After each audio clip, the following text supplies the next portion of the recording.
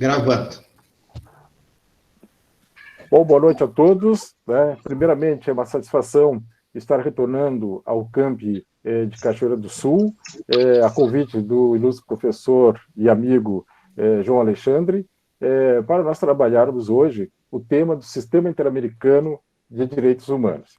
Faço uma homenagem a todos os professores que estão participando desse evento e também a todos os acadêmicos do curso de Direito, curso de Psicologia, tanto do campi de Cachoeira do Sul, como também do campi de Santa Maria.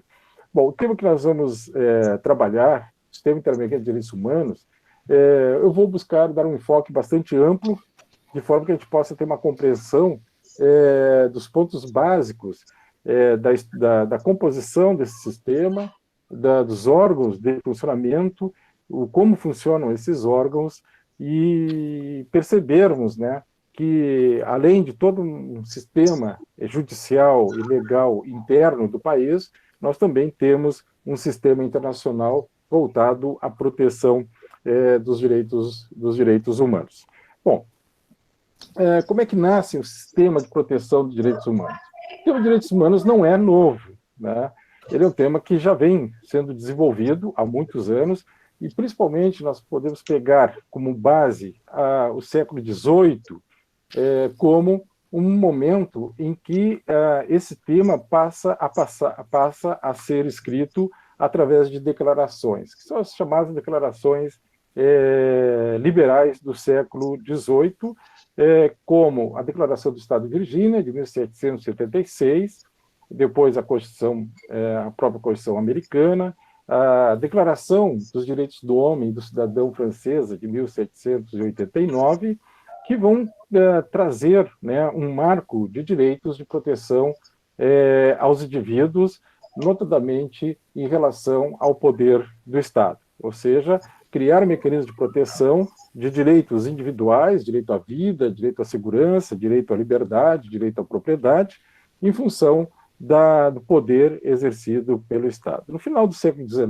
nós vamos ter um outro movimento, que é a proteção dos chamados direitos sociais. Na virada do século XIX para o século XX, já nas constituições mexicana de 1917, a Constituição russa e a Constituição de Weimar, alemã, de 1919, vão também trazer um outro conjunto de direitos, que são os direitos sociais, os direitos econômicos e os direitos culturais. Então, essa é uma base importante, né, de estruturação já de um conjunto de normativo, embora essas normas, esses regulamentos sejam limitados a um Estado. A Declaração Francesa foi para a França, as declarações de Virgínia, nos Estados Unidos, foi para a então ainda colônia americana, a Constituição alemã de Weimar para o Estado alemão, a mexicana para o Estado mexicano, mas todas elas têm em comum justamente trazer para uma legislação a proteção da dignidade da pessoa humana, seja na sua individualidade ou seja no seu contexto social. Bom, essas são bases importantes para chegar em 1945, com a criação da ONU, através da Carta das Nações Unidas, que vai colocar como um dos seus propósitos que as Nações Unidas vão promover, proteger e garantir os direitos humanos. Obviamente que isso é colocado, estampado numa carta que constitui uma organização extremamente importante, como essa que estava nascendo em 1945, o resultado das atrocidades, o resultado da grave, né, e ampla capacidade do ser humano também de produzir o sofrimento, e principalmente na perseguição de etnias ou em uso de armas de alta tecnologia para a produção da morte, como foi colocado, como foi, né, os fatos acontecidos no Holocausto. Então, as duas guerras mundiais mostraram para a comunidade internacional realmente despertar, né, de que era preciso fazer algo em termos de humanidade para reorganizar os estados, para reorganizar essa comunidade internacional no período pós-guerras.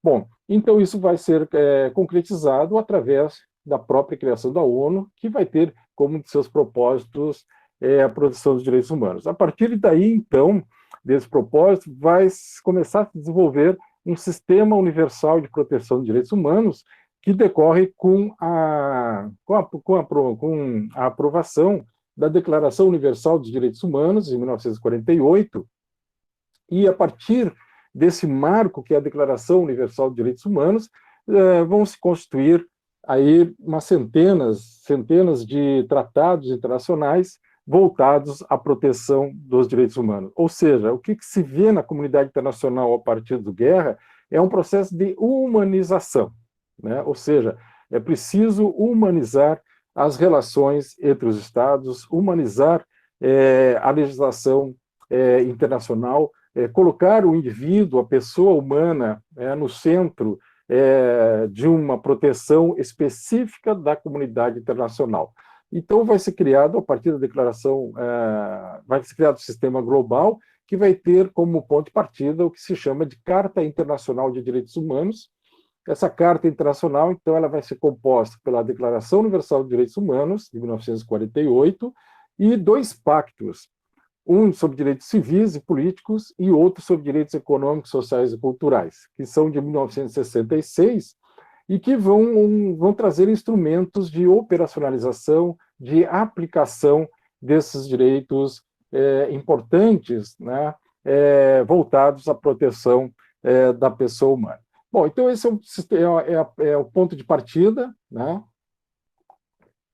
em que coloca, então, os direitos humanos num campo legislativo, através de tratados internacionais, e também da criação de instituições, de organismos voltados à sua proteção, como a Comissão de Direitos Humanos. Cada pacto tem um comitê que recebe denúncias, que faz apurações, faz relatórios, até chegarmos no início do século XXI com a criação do Alto Comissariado das Nações Unidas para os Direitos Humanos.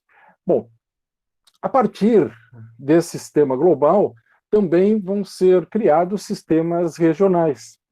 Vão ser estruturados sistemas regionais de proteção de direitos humanos. Hoje nós encontramos 3 sistemas operando efetivamente e outros que estão ainda em estágios de formação. Os 3 sistemas que estão estruturados e funcionando plenamente é o sistema europeu, que foi criado pela Convenção Europeia para a Proteção dos Direitos Humanos e das Liberdades Fundamentais, de 1959. Essa convenção criou, na época, uma comissão para apurar e fazer investigações, que depois ela foi extinta, e criou um braço judicial, que é o Tribunal Europeu de Direitos Humanos, que hoje tem sede em Estrasburgo, na França, e que, então, é responsável por interpretar e também de aplicar a Convenção Europeia de Direitos Humanos. Todos os estados da Comunidade Europeia, né, eles são obrigados, é uma questão sine qua non, de eles ratificarem a Convenção Europeia de Direitos Humanos. Então, ele tem que submeter à Convenção Europeia de Direitos Humanos todos os estados que compõem a Comunidade Europeia. Veja que a Comunidade Europeia é um organismo mais amplo, compõe um maior número de estados do que a União Europeia.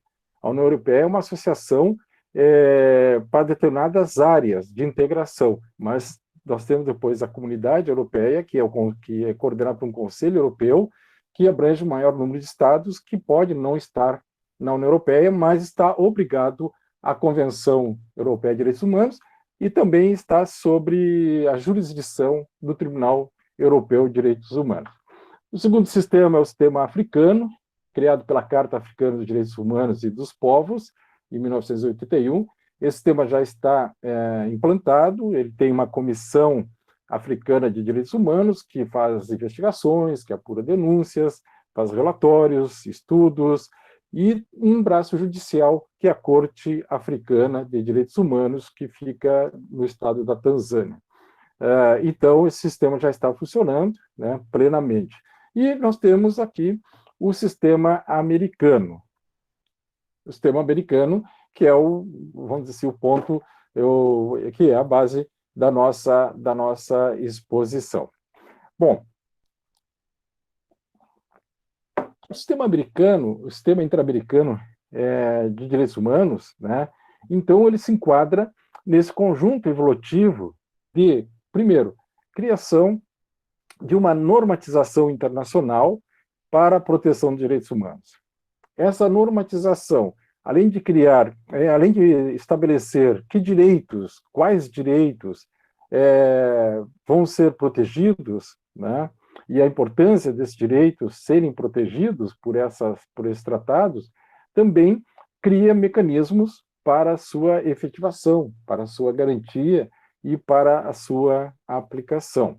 Então, dentro do sistema americano, nós vamos ter uma construção que vai tomar pulso, né, com maior, formalizando, estruturando esse campo de proteção, através, primeiro, da Declaração Americana dos Direitos e Deveres do Homem, de 1948.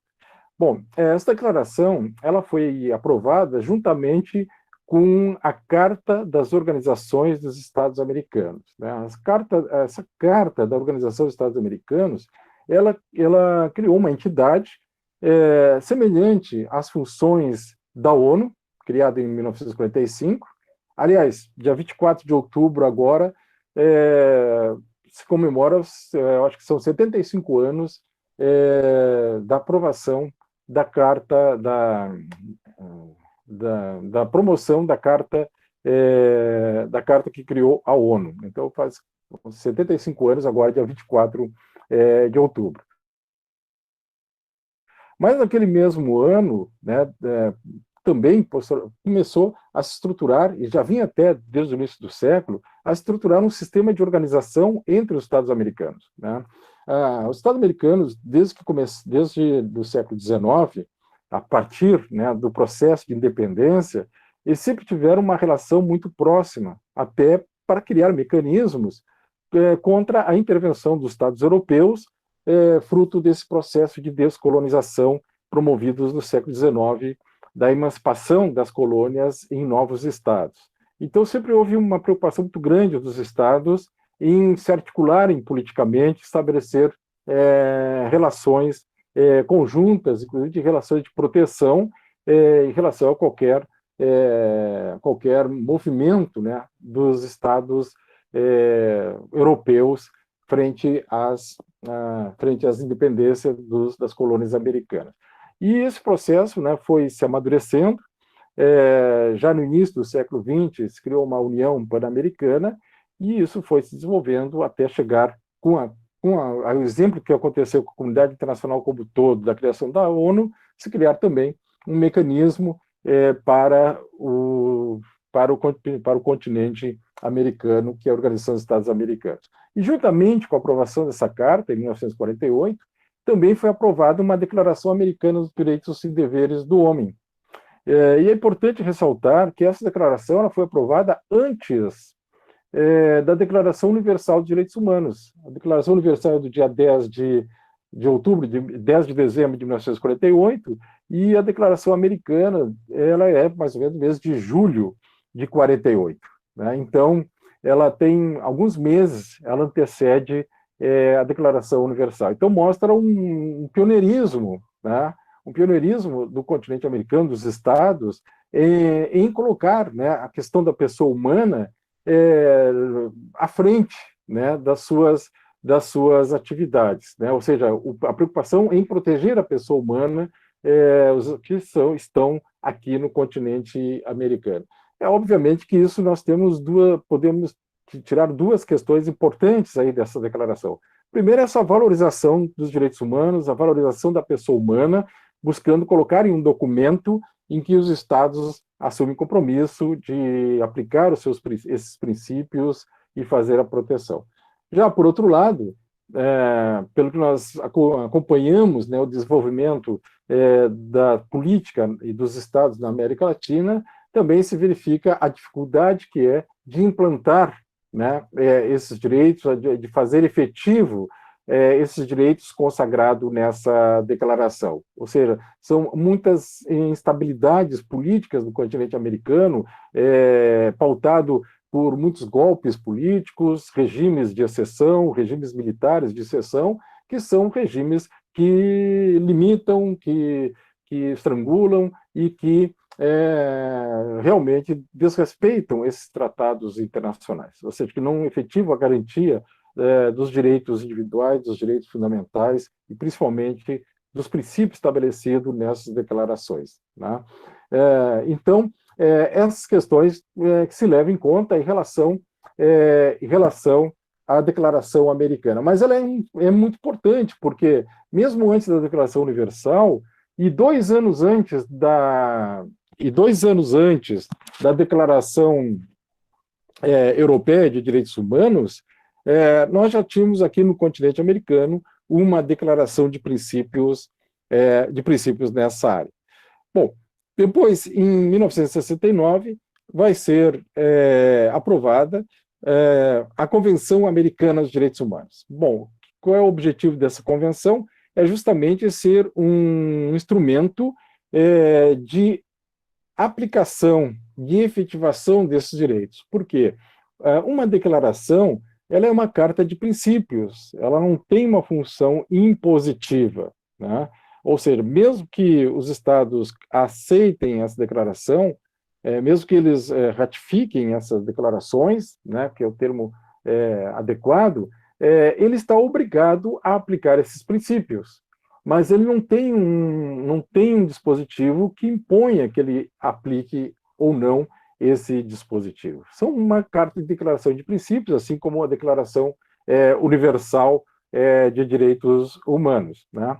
Que também os pactos internacionais são ferramentas de implantação e efetivação desses direitos. Então, a Convenção Americana ela vem justamente para suprir, dentro do conjunto normativo do continente interamericano, essa lacuna de ter um instrumento de maior efetividade, de ter um instrumento de melhor aplicação e que crie realmente uma estrutura para fazer a aplicação dessas normas. E aí, então, nós vamos ter um instrumento importante aqui no continente americano, aprovado em 1969, que entrou em vigor somente em 1978, né?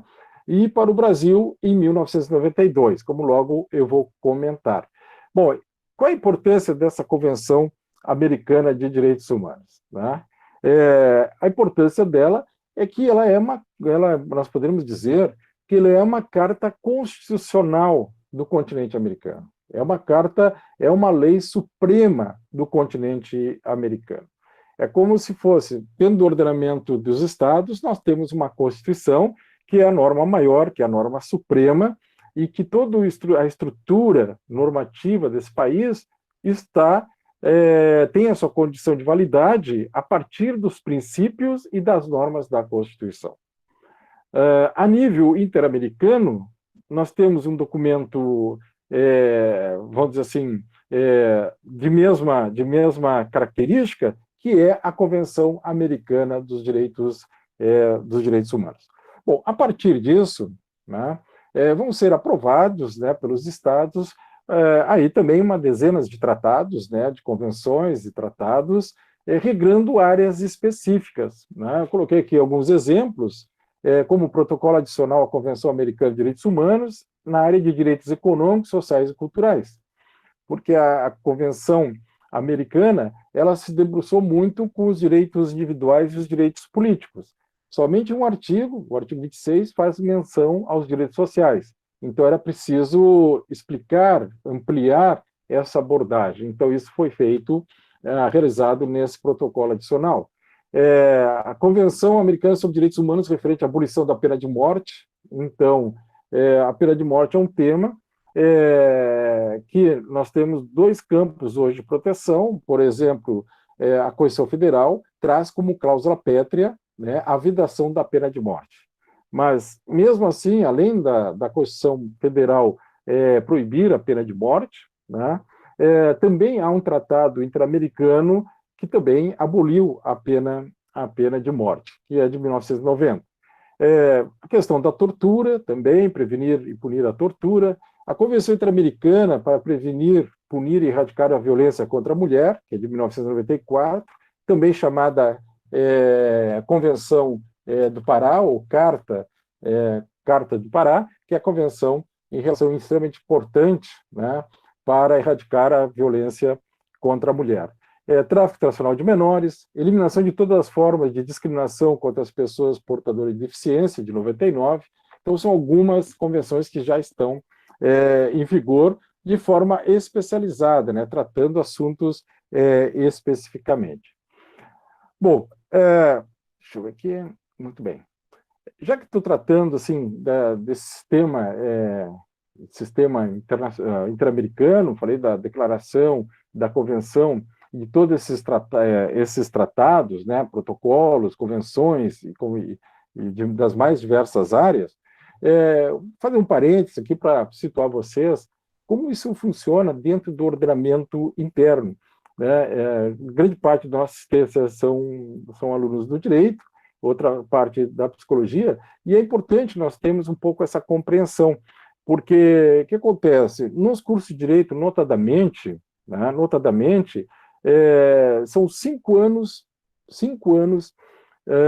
são 4 anos e meio, mais grande parte das disciplinas do último semestre voltados ao direito interno. Então, se mergulha no estudar o direito interno, a gente estuda todo o direito penal, todas as áreas processuais, e se debruçamos muito pouco na área do direito internacional. Ou seja, a gente conhece muito o ordenamento interno, mas muitas vezes não tem a sensibilidade ou não consegue ter o alcance para compreender que existe um outro ordenamento, que é o ordenamento internacional. E como isso, então, como se dialoga, como isso se interage e como isso acontece. Né? Porque hoje é inadmissível que qualquer profissional, né, seja de qualquer área, não tenha compreensão e não tenha acesso ou não acesse a legislação internacional a qual o Brasil ratificou e qual o Brasil faz parte e que está operando dentro do ordenamento interno. Né? Então, é preciso fazer esse chamamento. Né? Por isso que é importante, por que nós estamos assistindo uma palestra sobre o sistema interamericano? Porque justamente é isso, né? É preciso que a gente compreenda, né, que todos esses processos ele faz parte do dia a dia dos profissionais, né? Não só da área de direito, como das outras áreas também da área da psicologia. Bom, então, aqui dentro do sistema interno, né, do nosso ordenamento, nós temos aqui buscando, dentro da figura, né, de que muitos utilizam como de Kelsey, né, que é da pirâmide de Kelsey, normativa, nós temos no topo a Constituição Federal, que é a norma suprema, e a partir dessa Constituição, então, há uma validade dos instrumentos infraconstitucionais, que estão previstos no artigo 59 da Constituição, mas vejo que aqui, nessa pirâmide, eu já coloco aqui tratados de direitos humanos aprovados na forma do parágrafo 3º do artigo 5º. Esse parágrafo 3º do artigo 5º, ele foi introduzido pela emenda constitucional número 45, de 2004, foi a chamada reforma do Judiciário. E decorre de uma ampla discussão que estava já acontecendo de forma doutrinária e também em ações judiciais, provocada justamente por essa inserção do Estado brasileiro no sistema internacional, que vai ocorrer a partir de 1992. Ou seja, a Constituição de 88, né, ela reintroduz no Estado brasileiro a concepção de um Estado democrático de direito. E vai trazer no seu conteúdo, tanto de fundamentos como de objetivos, e principalmente no rol de direitos fundamentais, a inserção de todos esses tratados internacionais. Ou seja, a Declaração Universal, a Convenção Americana, as mais variadas convenções, elas vão ser traduzidas na nossa Constituição como normas de direito fundamental. Mas, como a Constituição por si só não consegue abranger a totalidade dos instrumentos e outros instrumentos vão surgindo, então a própria Constituição estabelece uma cláusula de abertura, que está no parágrafo 2º do artigo 5º, de que os direitos fundamentais são aqueles implícitos, aqueles explícitos na lei, escritos na Constituição, aqueles implícitos que estão são decorrentes do sistema de norma constitucional, e também outros advindos dos tratados internacionais de direitos humanos.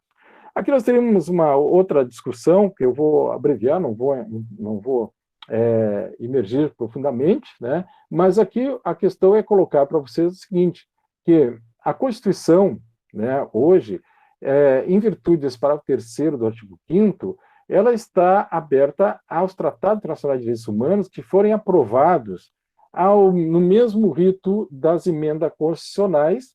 Eles vão ser equivalentes a essas emendas constitucionais. Então, quando passar por 2 votações em cada casa do Congresso Nacional, 2 votações na Câmara de Deputados, 2 votações na Câmara, no Senado Federal, com voto qualificado, né, com voto qualificado de maioria absoluta em cada votação, então vai ser promulgado com status equivalente à emenda constitucional. Isso significa que se transforma numa norma constitucional, certo?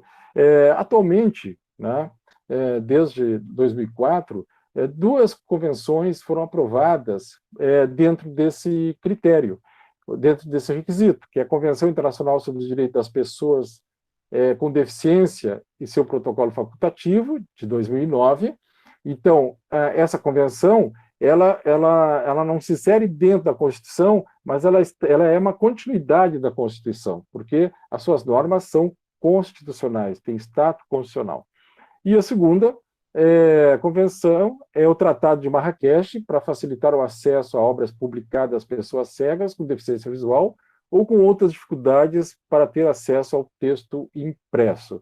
Então, é um outro tratado internacional que o Brasil também aprovou pelo Congresso nesse rito do parágrafo 3º. Então, quando nós formos ler a Constituição Federal, nós temos que ler não só os 250 artigos que compõem o texto base da Constituição, mas também as 2 convenções, porque as 2 convenções elas ampliam o rol de direitos fundamentais dentro do nosso ordenamento. Bom, só que essa aprovação, né, ela é muito polêmica, porque ela só reconhece esse status se passar por esse rito formal, e isso a partir de 2004. Só que o Brasil já tinha ratificado e promulgado uma série de tratados, os principais tratados internacionais, em 1992, com o processo de abertura democrática, sob já a nova Constituição.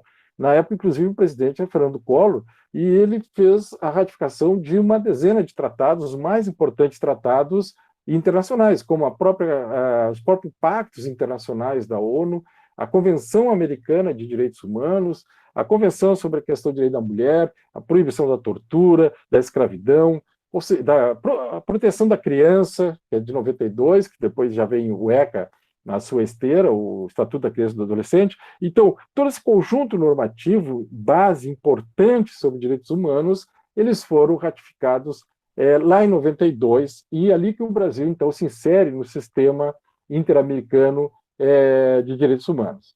Embora esses tratados, eles, segundo definição do Supremo Tribunal Federal, eles são tratados que têm uma hierarquia supralegal, né? Então, nós temos essa diferenciação, é uma diferenciação jurídica mais significativa, importante, por isso gera uma polêmica nesse detalhamento em relação ao status, né, hierárquico dessas normas. Mas eu quero deixar marcado, então, que os tratados de direitos humanos, dentro do ordenamento jurídico brasileiro, eles têm 2 situações. Uns, aprovados de acordo com o artigo 5º para o 3º, têm status constitucional, são normas constitucional, porque formalmente aprovados dentro do rito de uma emenda constitucional, e os demais que foram aprovados anteriormente, com o mesmo rito de uma lei ordinária, eles têm natureza supralegal, ou seja, estão acima da lei ordinária, estão abaixo da Constituição. E depois tem os outros tratados comuns, leis ordinárias e os atos infralegais. Por que eu estou destacando isso, né? Porque em qualquer área de atuação, hoje, é importante nós termos presente que, além das leis ordinárias, né, das normas, né, inclusive das normas infralegais, como são as normas administrativas, nós temos os tratados de direitos humanos ratificados e incorporados no direito brasileiro e que precisam ser cumpridos, né, porque eles têm a sua força vinculante vigente dentro do ordenamento jurídico. Então, é preciso você hoje buscar nesse campo dos tratados internacionais de direitos humanos, verificar os seus princípios, seus fundamentos e o que pode ou não pode, o que pode, qual a ação que o Estado está realizando que pode contrariar esses tratados. Bom, isso é um pequeno briefing, né, para nos situar onde é que fica, né, essas normas, e isso gera, então, um dever de cumprimento, porque elas estão inseridas dentro do ordenamento jurídico brasileiro e precisam, então, ser cumpridas, respeitadas, aplicadas, efetivadas por todos, não só os profissionais do direito, né, em todas as áreas, advogado, promotores, juízes, mas professores nas aulas das suas disciplinas, mas também por todos os profissionais e por todos os cidadãos que têm o direito de vir, de exigir a aplicação desses tratados, como também tem o dever de cumprir esses tratados. Muito bem. Bom, a Convenção Americana, né, como eu estava comentando, ela é a norma máxima do nosso sistema. Lamentavelmente, por essa questão de organização do legislador brasileiro, nós temos muitos conflitos na elaboração das leis, né, a convenção, internamente, ela ficou classificada como norma supralegal, por uma decisão da jurisprudência, onde muitos doutrinadores, principalmente internacionalistas estudiosos dessa área, contestam bastante essa definição. Mas vamos trabalhar de forma mais literal, o sistema está colocado assim, literalmente, né, como uma norma supra-legal, como definiu, interpretou o Supremo Tribunal Federal. E essa Convenção Americana de Direitos Humanos, que é chamada Pacto de São José da Costa Rica, lá que ela foi assinada e foi aprovada em 69, ela entrou em vigor em 78, o Brasil anuiu a essa convenção em 92, no dia 6 de novembro de 92, e em 2002, através do decreto 4463, ele reconheceu a competência da Corte Interamericana de Direitos Humanos. Ou seja, qual a principal importância desse Pacto de São José da Costa Rica? A importância é que, além de reafirmar um conjunto de direitos individuais e sociais, né, direito à vida, direito à integridade física, direitos políticos, direito à educação, saúde e assim por diante, além de prever todo esse conjunto de direitos, ele também criou um sistema interamericano de proteção de direitos humanos. E como ele estruturou esse sistema? Através da criação de 2 órgãos, uma Comissão Interamericana de Direitos Humanos e um braço judicial, que é a Corte Interamericana de Direitos Humanos. Então, essa é uma questão importante que a Convenção traz, é estruturar esse sistema interamericano. E a competência da Corte, já que a Corte é um braço judicial, então ela tem decisões terminativas, né, e essa decisão impõe obrigações para os Estados. Ou seja, quando o Estado não cumpre, né, voluntariamente um dispositivo internacional, ou melhor, quando o Estado viola uma disposição dos Tratados Internacionais de Direitos Humanos, o Estado incorre em responsabilidade internacional. Então, essa responsabilidade internacional vai ser efetivada através de uma decisão da Corte Interamericana de Direitos Humanos. Então, é preciso que o Estado reconheça essa jurisdição. E o Brasil fez isso em 2002, através do decreto 4463. Esse decreto ele tornou o reconhecimento da jurisdição a partir dos fatos acontecidos no dia 10 de dezembro de 1998, então ali retroagiu no tempo, né, para a aplicação da competência dessa corte. Então, desde 10 de dezembro de 1998, todos os fatos que sobrevieram dessa data, então estão ao alcance da jurisdição dessa corte. Bom, uma coisa uma questão importante, né, para destacar para vocês dentro dessa área é que a responsabilidade, o compromisso, né, a obrigação de cumprir os tratados é do Estado. A responsabilidade imediata da proteção dos direitos humanos é do Estado. Então, cada Estado tem que criar, dentro do seu conjunto normativo e as suas instituições, para que possa proteger, né, as pessoas, né, os indivíduos dentro do seu Estado e fazer uma proteção efetiva, uma proteção imediata. O sistema interamericano ele é criado de forma a prestar uma proteção imediata, né? Ou seja, é uma proteção a qual, primeiro, o Estado tem a obrigação e a responsabilidade de cumprir. Não fazendo, então, o sistema interamericano vai ser o outro campo de proteção. Então, o sistema interamericano é trazido pela Convenção, e a própria Convenção tem essa natureza, de ser um sistema coadjuvante ou complementar, né? Ou seja, ela não substitui o sistema nacional, mas vai operar quando esse sistema não funcionar, ou quando esse sistema funcionar parcialmente, quando esse sistema não for efetivo para garantir a proteção estabelecida nos tratados internacionais. Por isso que é um princípio importante, né, nessa relação, que é o esgotamento dos recursos internos. Então, você precisa, né, esgotar os recursos internos para poder ascender ao sistema interamericano, né?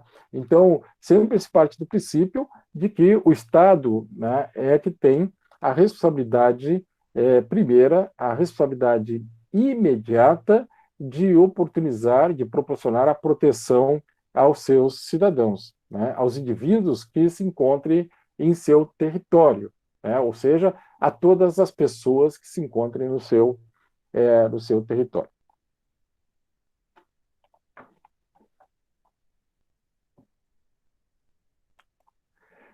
Como é que está, pessoal? Está claro? Está legal?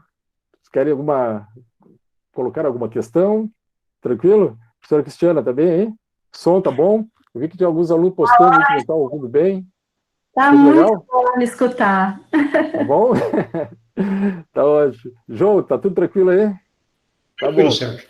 Sim, de vez em quando a gente tem que dar uma paradinha, porque a gente começa a falar, né, e daqui a pouquinho, né, a gente não sabe como é que está a percepção, né, aí do lado de vocês, tá bem? Então, vamos dar vamos continuar essa questão, porque agora nós vamos comentar algumas questões sobre a comissão efetivamente. Muito bem. Essa é uma base, né, introdutória, como é que surge, né? E também a gente já vai extraindo daí a complexidade, né, que a estruturação de um sistema como nós vamos conversar agora, né? Ou seja, são anos de debate, são anos de reuniões dos estados, de pressões, né? Da pressão da sociedade, da comunidade internacional, né? São casos que, infelizmente, dão aso a que se proteja, né? Porque as violações de direitos humanos elas são em determinadas vezes, né? Bastante intensas, né? Violentas, e isso é preciso, então, ter uma reação, né?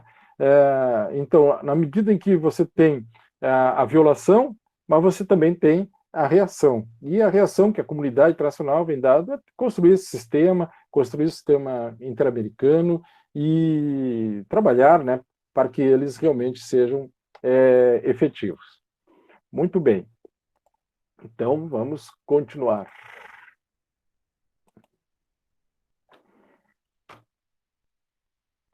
Bom, então, como eu comentava antes, uma importância significativa da Convenção Americana dos Direitos Humanos é que ela criou um sistema de proteção através de dois órgãos.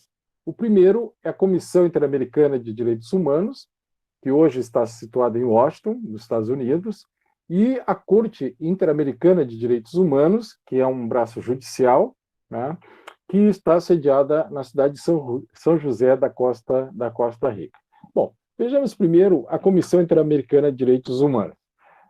A Comissão Interamericana, na verdade, ela não foi criada pela Convenção Americana. A Convenção Americana trouxe a comissão para dentro de um sistema, né? Porque ela vai ser criada já a partir da Declaração Americana de Direitos Humanos, como um órgão para apurar, né? Para fazer relatórios, para observar os estados americanos em relação ao cumprimento da Declaração Americana. E ela vai ser constituída em 1959. E já na década de 60, ela começa já a fazer investigações importantes, né, sobre violações de direitos humanos, ou violações da própria Declaração Americana de Direitos Humanos e de outros tratados internacionais aqui no continente americano. Até que no final da década de 70 ela consegue ter uma autonomia, né? Primeiramente ela é criada dentro da OEA, dentro da sua estrutura, mas depois ela vai conquistar, através de uma convenção específica, uma autonomia para a sua atividade e aí realmente desenvolver atividades de investigação, de recebimento de denúncias, né? Ela recebia já as demandas individuais de violações de direitos humanos aqui no nosso continente. Bom, mas com a Convenção de 69, então essa comissão foi trazida para dentro da Convenção e estruturada juntamente com a Corte. Então nós vamos ter agora uma estruturação orgânica desse sistema. Uma pequena diferença de que a comissão ela ainda integra a estrutura da OEA, embora ela tenha autonomia de atividade, autonomia de gestão, e a Corte ela tem uma total autonomia, porque ela não está dentro da estrutura da OEA, ela é vinculada à OEA. E há uma diferença significativa nisso, né? Porque vinculada, ela tem total independência funcional, como deve ter uma corte de justiça, para tomar as suas decisões, independentemente de qualquer ligação com a entidade mãe, no caso da OEA. A OEA, na verdade, ela é uma patrocinadora, financiadora do funcionamento da corte, mas não tem nenhuma vamos dizer, intervenção. Já na comissão, tem havido alguns aspectos políticos. Recentemente, o mês passado, o secretário-geral da comissão era um brasileiro, um professor brasileiro, o doutor Abraão. O doutor Abraão foi membro da comissão de justiça transicional, ou seja, da comissão que analisou os casos da ditadura no Brasil, né? E ele era o secretário-geral da ONU, e por uma política internacional, por uma movimentação política, o chefe da OEA acabou exonerando ele há um mês atrás dessa função. Então, às vezes, isso gerou um debate, né, em relação à comissão sobre interferências políticas que pode interceder nos seus trabalhos, né? Claro que toda vez que você produz um relatório sobre direitos humanos, certamente um Estado onde é identificado situações de violação se sente, né, politicamente desprestigiado, né? Vamos dizer assim, né? E não gosta de ver os seus nomes num relatório de violações. Então, isso pode levar a algumas pressões políticas. Mas, de qualquer forma, qual é o papel da Comissão Interamericana de Direitos Humanos? Justamente o órgão de recepção, né? É o órgão que vai acolher as demandas sobre a violação dos tratados de direitos humanos interamericanos, né? Principalmente da Convenção Americana de Direitos Humanos. Vejo que no sistema europeu, eles desativaram a comissão, extinguiram esse órgão, e todo cidadão pode ter acesso à Corte Interamericana de Direitos Humanos diretamente. No sistema americano, todo aquele que é vítima de uma violação de direitos humanos, ele tem que, primeiramente, levar a sua demanda à Comissão Interamericana de Direitos Humanos. Então, há um estágio pré-judicial, né? Não é pré e judicial, ou seja, antes de buscar a justiça internacional, no caso da Corte, obrigatoriamente essa demanda vai ser levada para a comissão.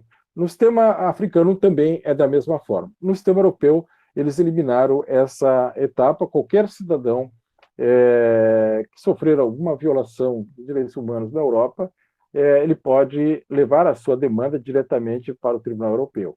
E não só o cidadão europeu, um brasileiro que esteja de passeio ou esteja trabalhando temporariamente na Europa e sofra uma violação nos seus direitos, ele pode ascender diretamente ao Tribunal Europeu. Bom, mas voltando aqui à Comissão Interamericana dos Direitos Humanos, o que ela tem produzido, principalmente dentro da sua competência? Bom, ela elabora informes, relatórios temáticos ou por países, então ela pode, por exemplo, fazer um relatório sobre as condições, né, a incidência do Covid nos sistemas prisionais do continente americano, né? Ou seja, analisar como os estados estão protegendo as pessoas que estão cumprindo penas em função da pandemia. O que tem acontecido muitos relatórios em relação ao cumprimento das penas, superlotação dos presídios, a condição, né, de cumprimento de pena nos presídios da América Latina, né? E vários outros, questão da violência doméstica, questões mais diversas, né, de direitos humanos pode ser objeto desses relatórios temáticos. E também pode ser por países, né? Qual é a situação de direitos humanos na Nicarágua, né? Principalmente quando esses países estão em crise, a situação de direitos humanos na Venezuela, né, que passa por uma forte crise política e econômica. Então, a comissão ela vai fazer essas análises, vai produzir informes relativos a essas temáticas. Também ela tem um papel importante que é de fazer recomendações, e eu vou comentar posteriormente uma delas, para os estados. Por quê? A comissão ela não só busca informações, faz esses relatórios, como ela recebe as denúncias, né, as queixas, reclamações de violação de direitos humanos, e a partir daí ela pode, no final, ela vai fazer investigações, vai chamar os estados, vai ouvir as partes, e ela pode estabelecer recomendações para os estados. Ou seja, se os estados anuírem com as recomendações, cumprirem as recomendações, realizar as ações que são recomendadas pela comissão, então a comissão se dá por satisfeita, né? Ou seja, como resolvido aquele caso de violação de direitos humanos. Se isso não ocorrer, então a comissão vai ajuizar junto à Corte Interamericana de Direitos Humanos este caso. E aí vai iniciar um processo judicial junto à Corte e no final, a produção de uma sentença.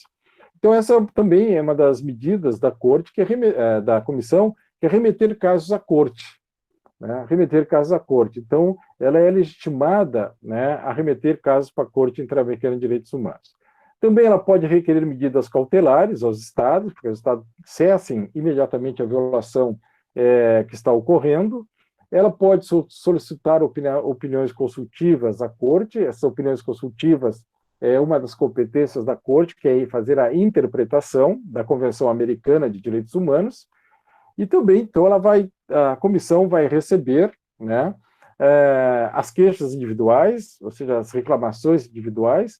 Ela pode receber essas reclamações diretamente do indivíduo, pode ser por grupos de indivíduos, pode ser através de organizações não governamentais, chamadas ONGs, pode receber dos próprios estados, né, alguma reclamação. O estado pode reclamar em relação à atitude de outro estado em termos de violação de direitos humanos.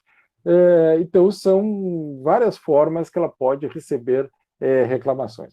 Para o indivíduo, cidadão, né, ele pode levar, então, a sua reclamação né, de violação de direitos humanos para a Comissão Interamericana de Direitos Humanos.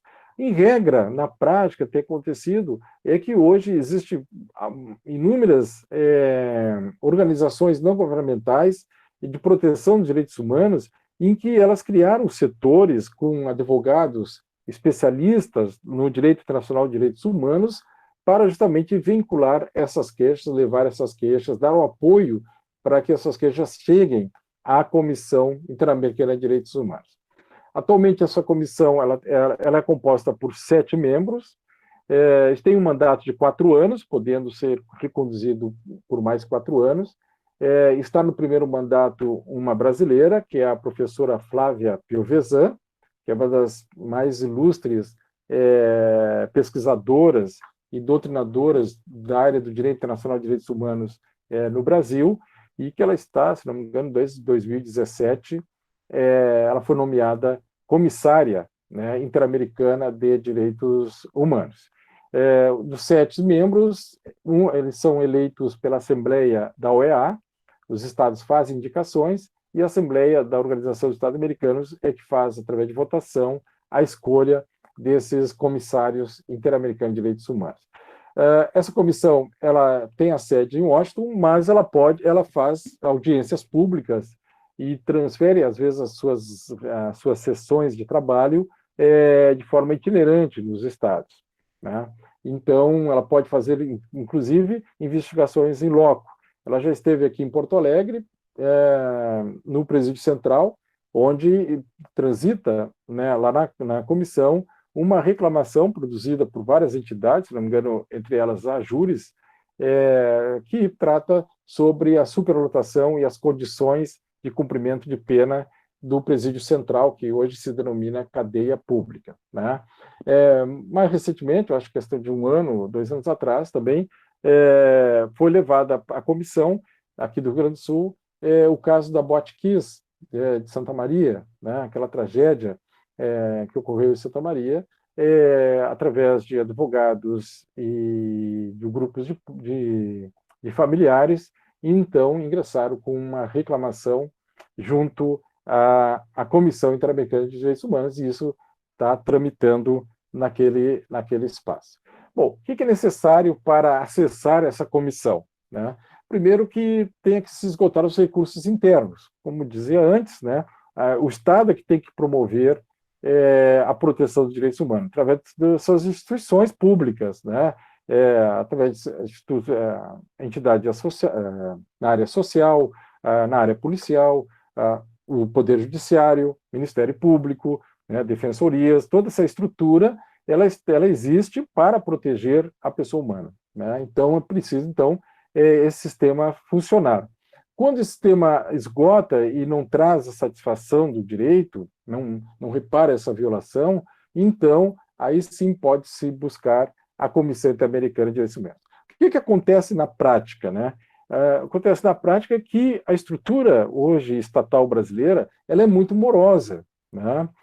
Há problemas nas investigações, há problemas nos processos judiciais, a morosidade da própria justiça, né? Tem levado e que há uma flexibilização desse conceito de esgotamento, porque não se pode ficar esperando ad eterno que o Estado resolva esse problema enquanto a pessoa foi vítima ou sofreu a violação e essa violação não foi reparada. Então, esse dispositivo tem sido flexibilizado e a comissão tem aceito as reclamações, inclusive a Corte Interamericana de Direitos Humanos tem recebido as denúncias flexibilizando esse princípio em função, notadamente, da demora que o Estado tem em dar retorno, em tomar providências, em realmente elucidar o caso de violação.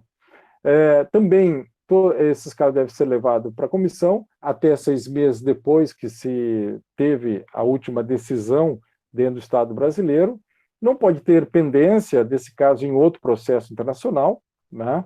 Então, esses são os requisitos básicos, né, para o ingresso de uma reclamação lá na Comissão Interamericana de Direitos Humanos. Vou colocar aqui de vários casos já tramitados, que transitaram na comissão, né, e hoje tem uma dezena de casos brasileiros que estão tramitando na comissão.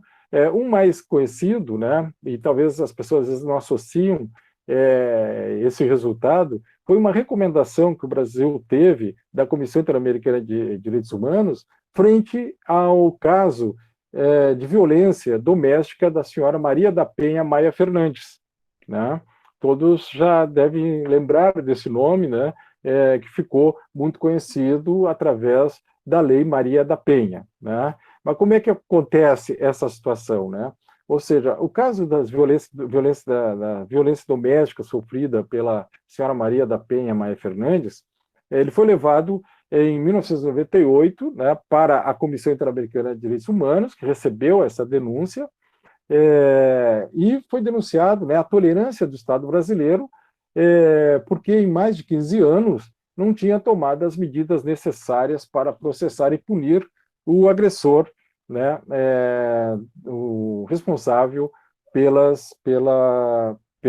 violência, apesar de várias denúncias ocorridas nas instâncias internas, né? Então, houve ali a questão do respeito aos direitos, descumprimento, a obrigação de respeitar direitos, garantias judiciais que não foram obedecidas, a igualdade perante a lei, a proteção judicial, né, a violação da própria Declaração Americana dos Direitos e Deveres do Homem, os seus princípios, como o direito à vida, integridade física, e também a violação da Convenção de Belém do Pará, que é a Convenção Interamericana para prevenir, punir e erradicar a violência contra a mulher.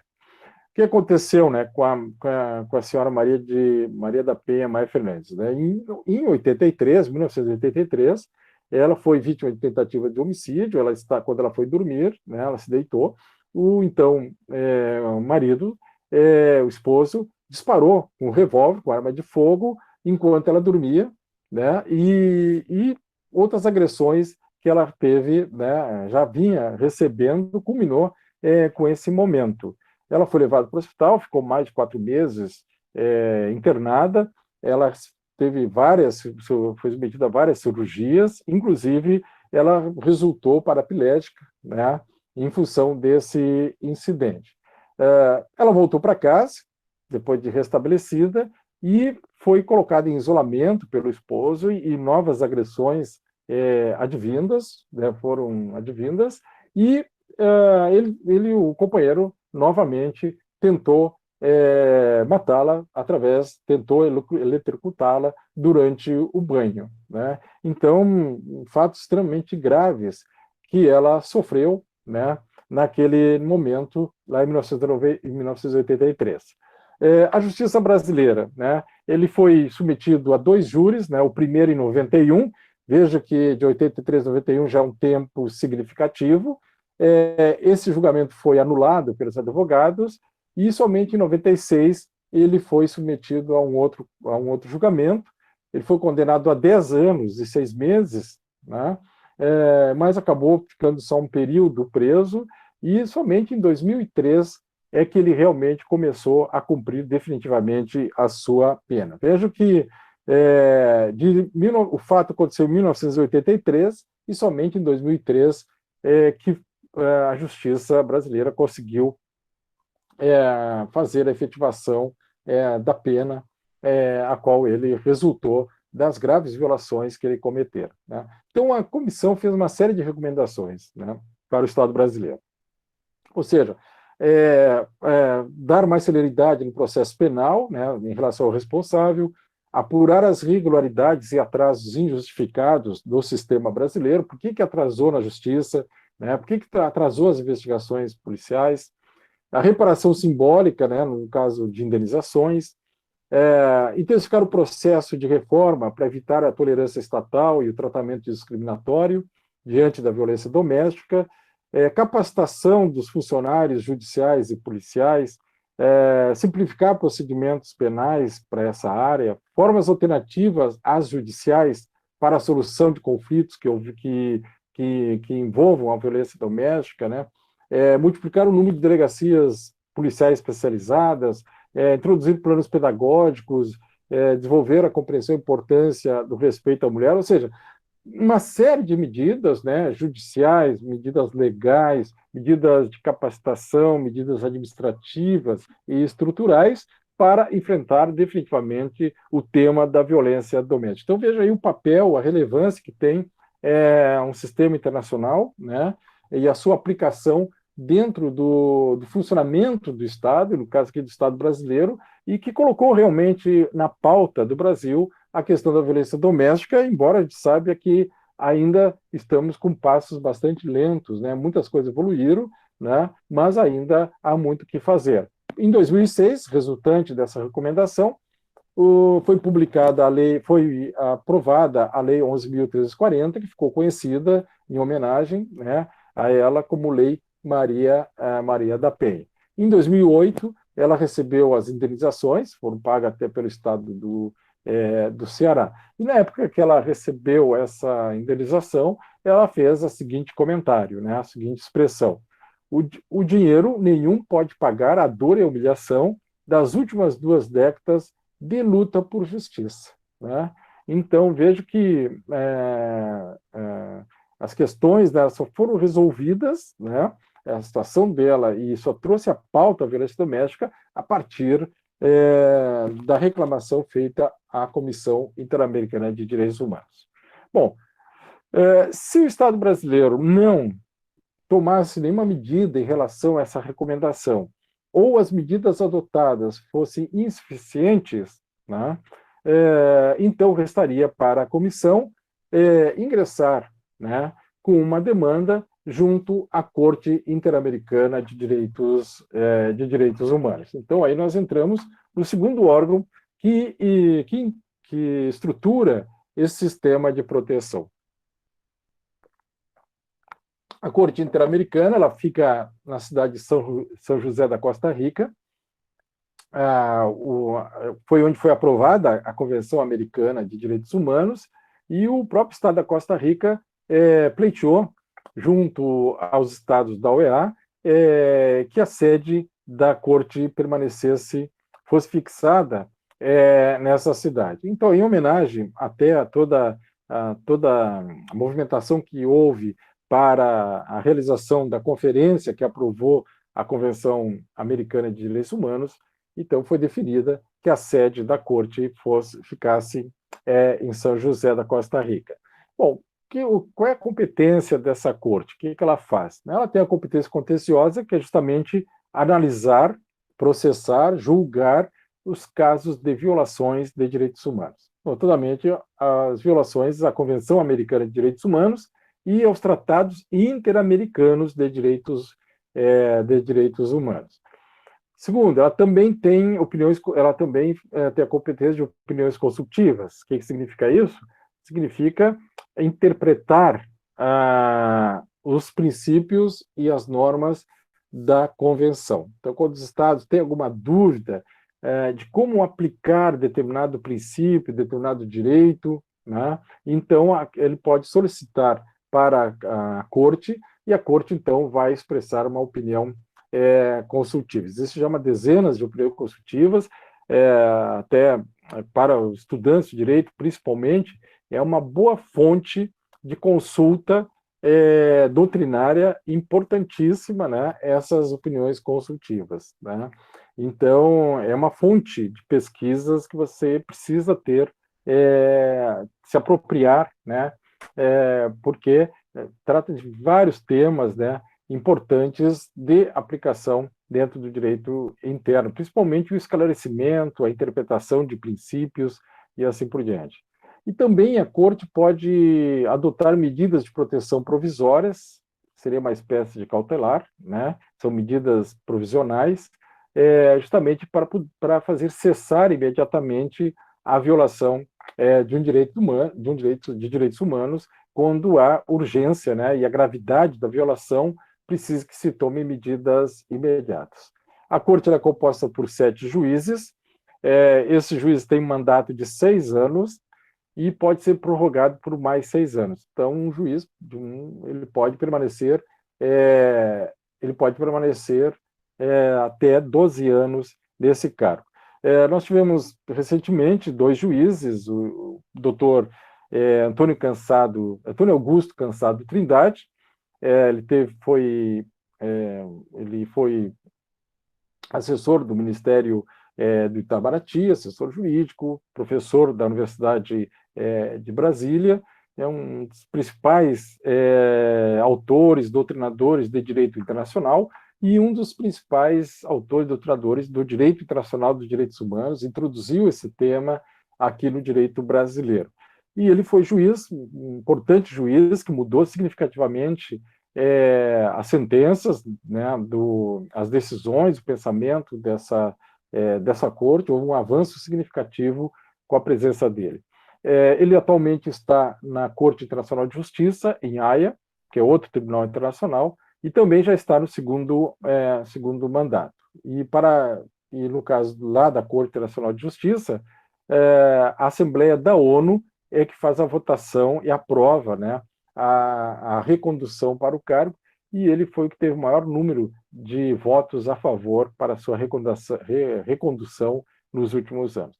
Bom, e depois, recentemente, nós tivemos um juiz, doutor Roberto Caldas, ele é de Sergipe, um advogado, mas ele não concluiu o mandato particulares, ele renunciou a essa função junto à corte, e atualmente nós não temos nenhum brasileiro compondo esse quórum, né, de juiz. Muito bem. Aqui, basicamente, né, forma de um organograma, um pouco que eu já comentei, né, as pessoas, grupo de pessoas, ONGs, Estado, também pode ser pessoas jurídicas, mas identificando a violação de um indivíduo, né, tem acesso à Comissão Interamericana de Direitos Humanos. Então, tem acesso. Bom, a Corte Interamericana de Direitos Humanos só tem acesso à comissão, então a comissão é que vai levar casos para a Corte, ou os próprios Estados. Então, só são legitimados para atuarem na Corte a comissão e os Estados. Então, o indivíduo que sofre de uma violação de direitos humanos, ele vai ter que levar o seu caso, né, fazer a sua reclamação, a sua denúncia, junto à Comissão Interamericana de Direitos Humanos. Ele pode fazer individualmente, pode ser um grupo, no caso aqui, aí de Santa Maria, se não me engano, foi um grupo de familiares, né, das vítimas da tragédia da Botkiss, também através de ONGs, que é muito comum, né, ONGs especializadas nessa área, que vão levar os casos para a Comissão Interamericana de Direitos Humanos. Bom, não resolvido aqui, ou não atendendo, não se resolvendo o caso aqui na comissão, vejo que a caso da violência doméstica no Brasil, as agressões, as violações contra a senhora Maria da Penha, foi resolvido a nível de comissão, porque o Estado brasileiro anuiu a recomendação e tomou providências, né, indenização, mudança da lei, do sistema processual e assim por diante. Agora, se o Estado não toma providências, então vai ser ajuizado na Corte. Então, a Corte vai iniciar um processo, os Estados podem fazer alguns questionamentos, que se chama exceções preliminares. Se essas exceções preliminares forem acolhidas, termina o processo. Se ela for recusada, a Corte, então, vai expedir vai fazer o julgamento desse caso, né? Uma questão interessante é que esse processo que corre junto à Corte, né, houve uma inovação, né, da jurisprudência da Corte que permite que a vítima participe ativamente do processo. Ou seja, a vítima não pode demandar a Corte, ela tem que levar para a comissão. Ela não tem legitimidade, né, ativa, né, internacional, para levar o seu caso à Corte, ela tem que levar à comissão. Agora, uma vez recebido o caso pela Corte, iniciado o julgamento, a vítima pode participar dos atos processuais, ou seja, ela pode trazer testemunhas, trazer provas, prestar depoimentos, né, pode agir ativamente no processo, ou seja, ela tem direito a ius standi, ou seja, ao direito de participar ativamente como parte do processo. Ela não é parte para iniciar o processo, mas é parte para o desenvolvimento. Ela tem o ius standi, ou seja, o direito de participar dos atos processuais. Então, ela pode promover testemunha, pode apresentar provas, pode apontar testemunhas e assim por diante, né? Também a Corte ela aceita a participação de amicus curiae, né?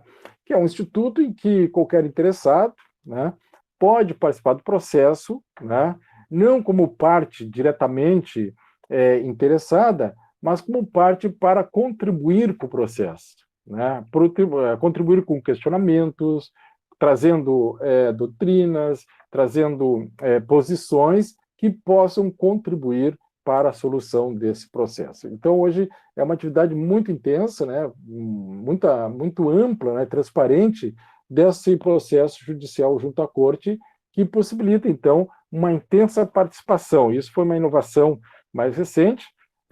O Dr. Augusto Cassar Trindade, quando era juiz, foi um dos defensores, né, dessa situação do ius standi, ou seja, da atuação processual da vítima, mas também de ampliar a participação à sociedade como amicus curiae, que também é um mecanismo hoje começou a ser amplamente utilizado no nosso Supremo Tribunal Federal em alguns casos importantes, tá? Bom, vejo que inovações lá da Corte já também tem um reflexo dentro do sistema interno brasileiro. Bom, esse processo, então, ele pode levar a medidas provisionais, ou seja, medidas imediatas para cessar uma violação. Essa medida pode ser cumprida ou pode ser reiterada, né, quando não é cumprida de vez, ou outro caminho, que é a sentença, que é uma decisão judicial tomada pela Corte.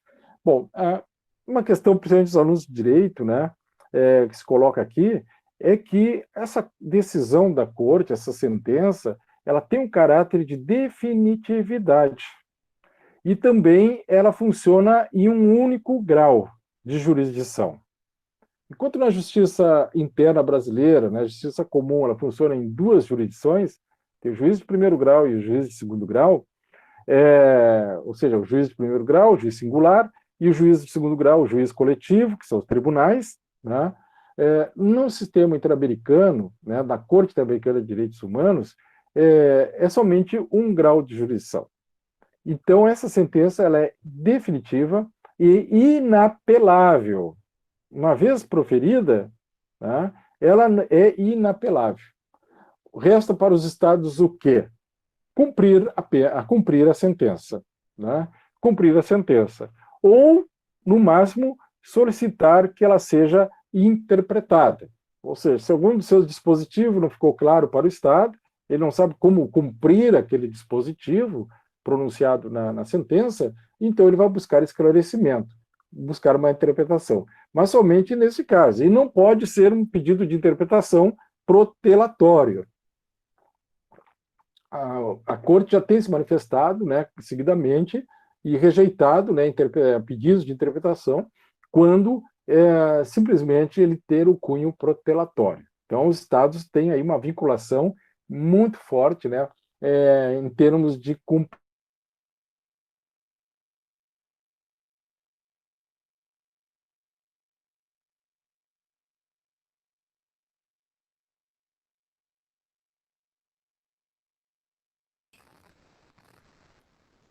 Eu acho que deu uma trancada na internet do professor Sérgio, né?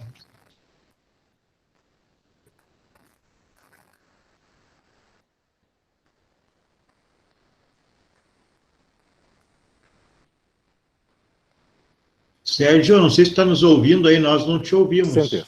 E a Corte também tem um mecanismo. Tá ouvindo? Agora sim.